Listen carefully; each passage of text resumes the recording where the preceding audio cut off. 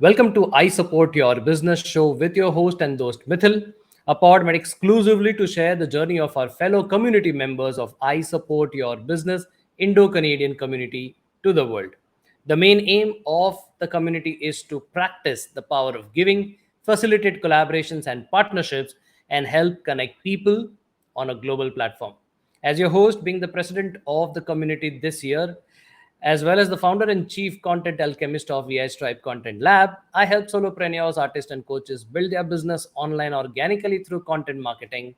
Today, we have a wonderful member from our community, and I personally call him as a digital wizard because he's known to do a lot of magic in the digital arena. So, without wasting much of our time, let's bring onto the stage none other than my dear friend Karthik. Hi, Karthik. Hello. Hey, thank you so much for that intro and thank you for having me here. You're welcome. You're welcome. So, Karthik, can you share your childhood with us? Cool. Well, childhood has been, I'd say, like smooth sailing, right? For a lot of reasons. I grew up in Trichy in Tamil Nadu, okay? And my father used to work for this organization called BHEL, which is a central government enterprise. So I grew up in the township, right? So mostly, like I'd say, I was a quite kid who like to have fun, but not really, not the one who's visible, right? I'm there, the close circle of friends that I have usually know me very well and all that, but I used to like be a bit of a troublemaker in certain contexts, but largely I came out unscathed and without any issues, I'd say. So I also had a lot of time I spent on playing, right? I used to love doing that. So one of the things that I did back then, which helped me a lot more later in career, was like I used to play almost any sport I could get, but like football in particular, which became a very big contributor to a lot of things that helped me later in life. For the most part, I stayed there throughout my childhood, and that's uh, that's mostly it. Is there any other parts I'm missing here?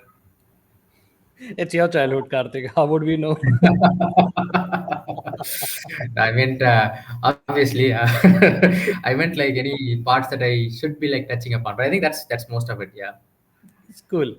So, Karthik, when and how did your professional journey started?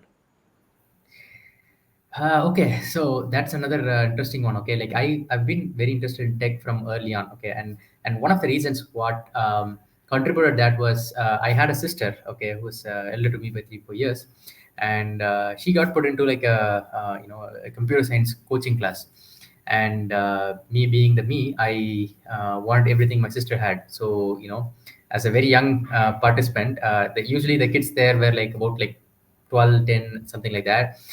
So I was like this 6 7 year old who was the only one, the young one there.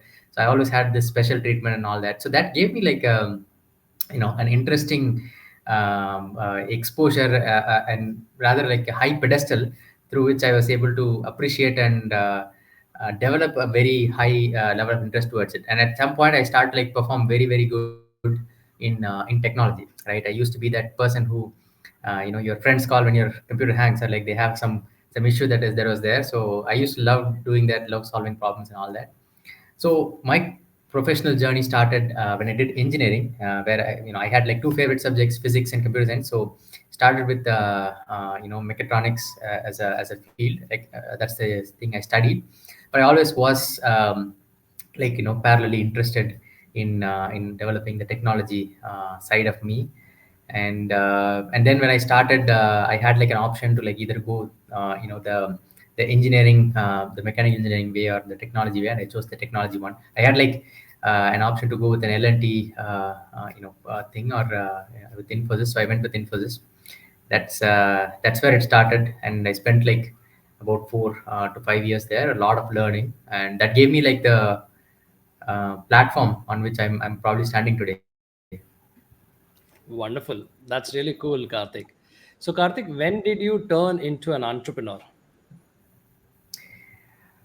Okay. The entrepreneurship decision was, kind of was like a thing always there. Like you probably would know this as well, right? You have this calling inside you that keeps saying that like I need to really do something. So it was more of when I used to see problems, I always used to think, okay, you know what, can I do this, right? I didn't. I mean, it was a very naive feeling to think that you can solve a problem that easily. Okay, like that I know now looking back, right? But I had that, the kind of like the itch that you'd say, right? Like where you wanted to like do something and all that. So this happened 3 years ago when I 4 years ago when I was leading the digital team at a political consulting firm. And there I used to outsource to a lot of agencies. And I figured that I had to spend a lot of time myself in managing those engagements. In my opinion, it was like kind of not solving the purpose, because if I'm spending that much time, I might as well do it in house. I was managing a large team of people and all that, and I'm trying to like push this out of my day to day thing, and it ended up being like a similar amount of effort as managing my own team. So that's where this spark came about. I thought like maybe I could run or start something where we work with lesser time involvement from the client or from the brand. So that's how it started. I can totally relate with you, Karthik, because that's where we usually have that very strong urge. We want to solve a particular problem, and that's what the definition of an entrepreneur is. That you're supposed to solve a problem, and if you solve a problem, the problem, bigger the solution, bigger the entrepreneur you become. So that's really super cool. So, Yeah. Karthik, would love to know when you started your entrepreneur journey and you started your own, I would say, company. Would like to know Hmm. the story behind the naming of the company. Okay, that's an interesting one actually. A lot of times when I say tier two digital, people think that we are catering to like the tier two geography, right? Like tier two towns and cities and all that. And interestingly, at some point we even kind of tried to pivot our business to like cater to that audience. Okay, now that we are like kind of like seen as this, so that the idea behind that was, when I was toying with this idea, right? Like, should I start this or not? I spoke to a lot of other like marketers, okay, and many of them had the same issue. They outsourced like agencies, and they still have to spend a lot of time with them. So the problem was like being clear. Okay, maybe it's a good thing to start with this as the objective, and then we realized like who are the people that we would be working with if we are like trying to do this. We're going to go after like larger engagement similar to the one that I was leading when I was like working in this consulting firm. So we're going to go after like those kind of larger people. And when we go as a big agency, we may not need anyone else, right? Like there's a large client and there's a large agency. They can work with them fairly well. What we were trying to do was like try and see if we can take up a lot of small small agencies, freelancers, a lot of like people who may not have that kind of like bandwidth, or may not have a decent process. They may not even have like maybe like communication is a barrier, whatever it is that they don't have. We were trying to like bring all of them together. So it was a platform for second tier agencies, right? Like bring all of them together and deliver on large engagements. This was the whole concept. And I found this name to be like unique because it was not used by anyone, right? Like all the creative digital oriented names were all like very very common. So this was different, it was new, so went with that. Nice. That's really nice and a different way to look at things. In fact, you kind of become like an aggregator of many small agencies coming all them together and doing a larger role. Yeah. Brilliant. Nice thinking, Karthik. Okay. Yeah, that's how it was. And then like we had a few pivots and all that. Like I would say like we're still having some part of that. We still have like a few partners and all which we use to deliver. But that's not been the major way after that. Like it kind of like went through, as I said, also starting to cater to the tier two, tier three, like towns and all that. And then like now we are looking at more say like B2B enterprises who we want to like work with and all that. So a lot of learning along the way, I'd say. Absolutely, absolutely. And as you keep on learning, you'll get more clarity and you'll keep on shaping, keep on evolving, I Hmm. would say. So if I have to take you back, Karthik, to the initial days, can you share how were the initial days of handling your business? Well, the initial days, I would say I was a clueless entrepreneur, right? Like I didn't really I just knew that I wanted to do something and I wanted to solve a problem and all those things. Despite having a lot of years of experience before that, this was like no other that I had earlier, because those are all with large organizations or at least like medium-sized organizations. Even with the smaller organizations, we were like tackling just one problem, right? So this was a bit of a new discovery where there was no path ahead, right? There's no like target, like you're setting everything. So that was like somewhat new for me. So it was a bit, I'd say like, if I were to say from here, I can say that was like unorganized. But back then I thought I was doing my best. So the initial days I had probably two major, like challenges, right? First one was how do I make people who would collaborate with me to believe in me. Second one was like, do the same thing with people who would give me business. So both was a challenge. And the initial days, I was trying to build the brand, right? Trying to, I had like some good friends who helped me out and like came together to collaborate on this. One of them came on full time as a co-founder. I'm still like probably grateful for that, for the beginning. So that was like the start, and I was just trying to put together your usual things, get a website running up and running, like a pitch deck, to make sure you have something to pitch to people, and then a lot of learning and discovery, right? Like I didn't really have a lot of focus around finding the right industry and all that. Like, if I were to like go back there and do it again, I would probably put in a bit more process around how I approached it. But I have no regrets about like the path. It really made what I am today. So that's kind of like a lot of unorganized things, which eventually ended up good, is how it started. In fact, Karthik, being a content strategist, if I have to tell you, you just shared one of the most important thing. If I have to go back and start everything again with the expertise and the experience that I have now, what are the things that you will do? Trust me, Karthik, do that. Probably you will generate more quality leads again. That is true, actually. That is so true. So many times you ignore that, but nice one. Yeah.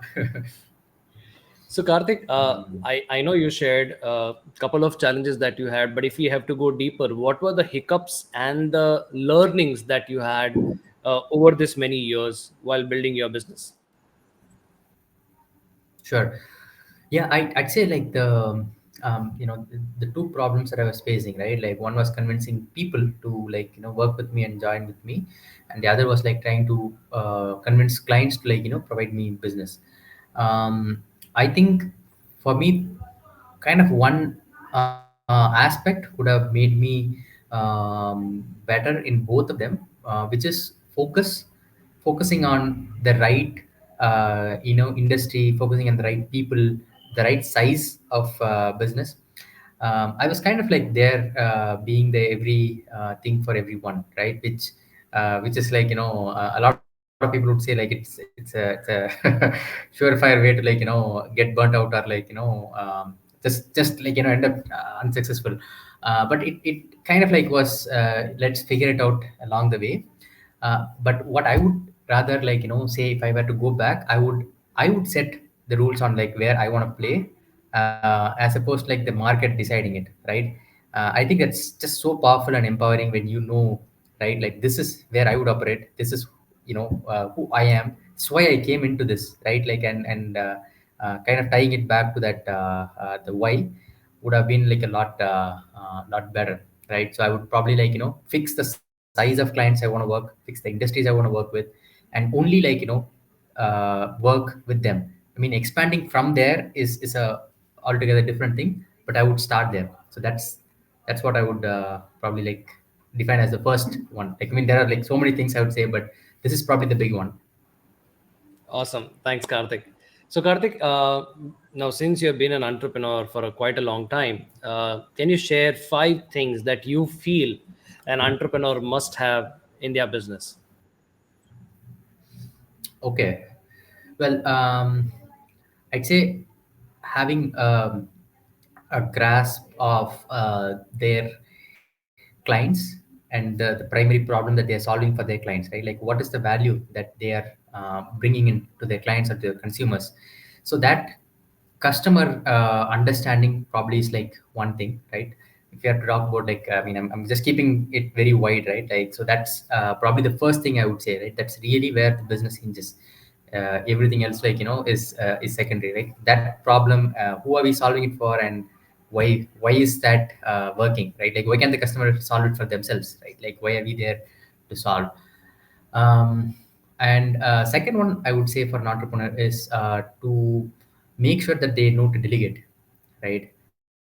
I think I've also, like, done this a lot, where um, I'd say one good way to, like, get there is to make sure that there's a certain threshold per hour. If it's gonna, like, if it's an activity that is, like, easy to delegate and get done through someone else, I would never do that. I have this example from my earlier days, where I used to live in Canada, right? So back then, there it finding, like, people who would iron or press your shirts was hard, right? Like, because it was very expensive and all that.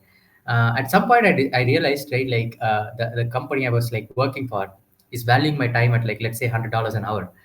um, Now, if that is what the value that this organization thinks I am, an hour of my time is worth, it probably is worth more than that, because otherwise this organization is not gonna, be profitable, right? So if I were to, like, press like five of my shirts, and it takes me, like, I don't know, like 30 minutes, if someone is gonna do it for cheaper, I am better off, paying them, even though that time that I'm doing is not a time that I'm getting paid for. I'm just doing it on a weekend, let us say. But I would still, like, not do it. I would still invest that. I would still delegate that work, right? Even though it's expensive, it is still below the threshold of what I would at least say as a minimum, right? And I should be focusing my time into activities in building either my profile, or, like, delivering value or building value that is higher than that. So if I were to do that, I'm losing out on the opportunity to, like, build out on the bigger things. So this is how I started to think about. So delegation, and making sure the worth of your time is another big one, I'd say. A third one I would say is about knowing a bit of technology, right? And this, I know, like, I came from a tech world, so for things were very different for me. But I kind of, like, also know a lot of them come from different worlds, like they're different, their skill set is different and all that. But having some I'd say expertise, or, like, investing some time into, like, getting better with technology can go a long way, right? It could be like simple things like shortcuts on your computer, to, like, knowing how to use technology in a better way, which can kind of result in benefits. I mean, leaps and bounds of benefits, I'd say. And that's like a worthy investment, in my opinion. um, a fourth one would be, I mean, this I'm not still sure, but, like, it kind of is a personal one that has worked a lot for me. It's building relationships, right? I don't know if I've done the right thing by, spending a lot of time in a lot of relationships, right? Like, some which I don't even now even remember, right? Like, you kind of, like, invest with the idea that, because it's only, like, like Steve Jobs said, right? Like, we can only look back and connect the dots, we cannot look forward. So we don't know what relationships are going to be like. And it doesn't have to be just business, it could still be like a one that you enjoy, and something that you cherish, and that you just, like, are happy doing that. So I'd say, like, investing in relationships is a big one for me.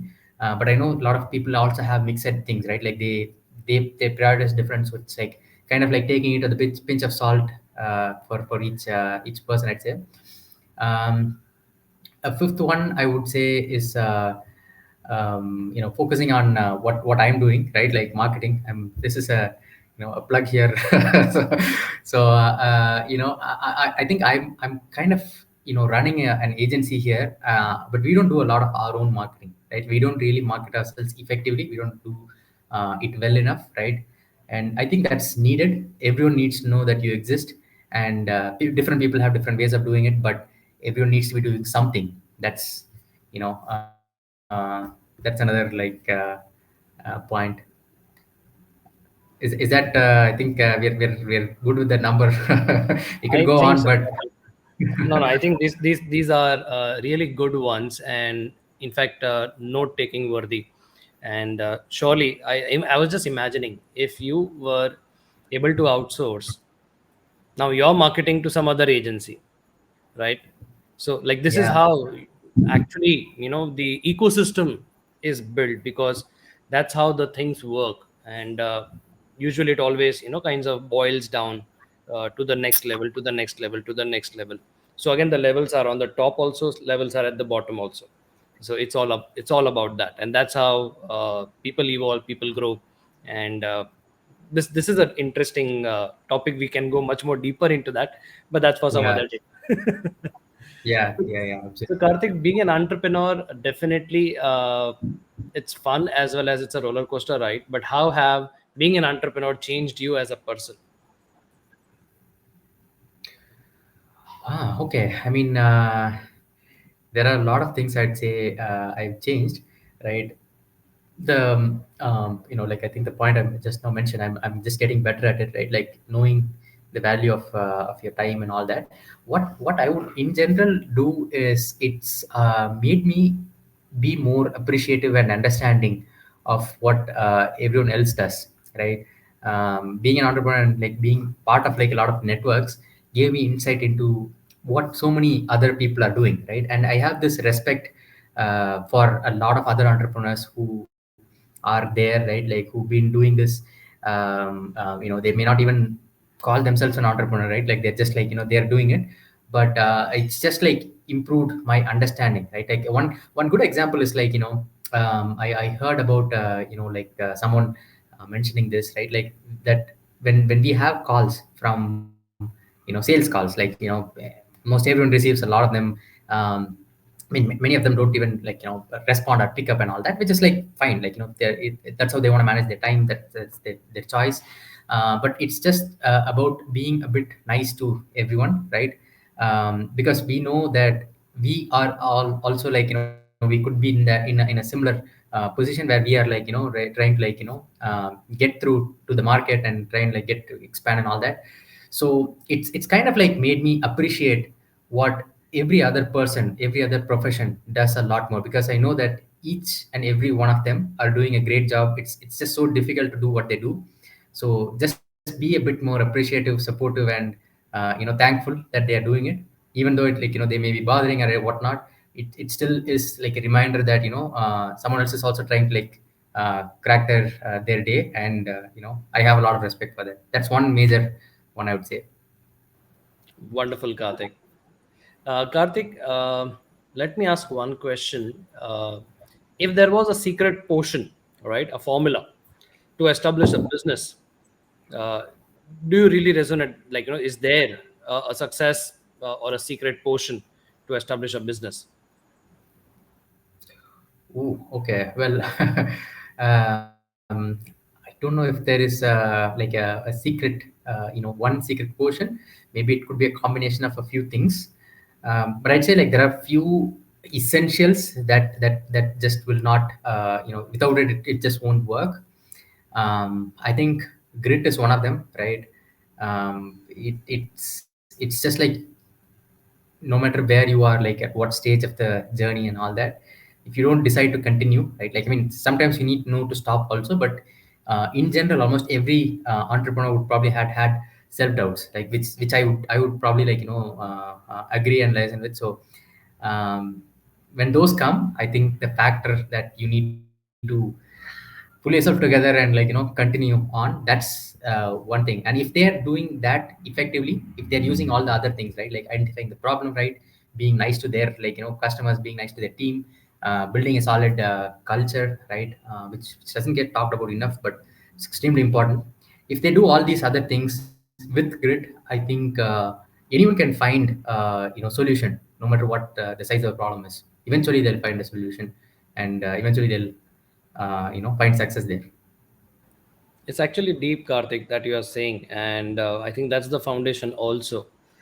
So, Karthik, before we end this episode, what is the message that you would like to give to our community members as well as to the listeners of this podcast? Wow. Well, I don't know if I'm, that I have that amount of wisdom to, like, tell everyone, But if I were to, like, say, any parting thoughts, I'd just say, it's just like nobody knows what tomorrow holds for us, right? Have faith in yourself. A lot of us don't really, like, do ourselves justice by giving ourselves credits to, like, what we deserve. So having faith in the future, having faith in oneself is, absolutely fundamental. And even if you're not sure, just, like, get in there and start swinging, and you'll get there, most definitely. Wow, that is really cool. Thank you. Thank you so much, Karthik, for being here, and wishing you all the best for your success in your entrepreneurship. Oh, thanks a lot for having me, Mithil. This is great. Thanks for having, giving me this opportunity, and being an amazing host. Thank you. So, you have just listened to I Support Your Business show with your host, Mithil. Thank you so much for listening to our show and giving so much love. Don't forget to subscribe to our show on the podcast platform that you are listening. And if you're watching it on YouTube, don't forget to hit the subscribe button. This is Mithil signing off at the moment. Until next time, meet you soon with another member and their exciting story. But until then, keep rocking, stay safe, and don't forget to keep creating content. Ciao.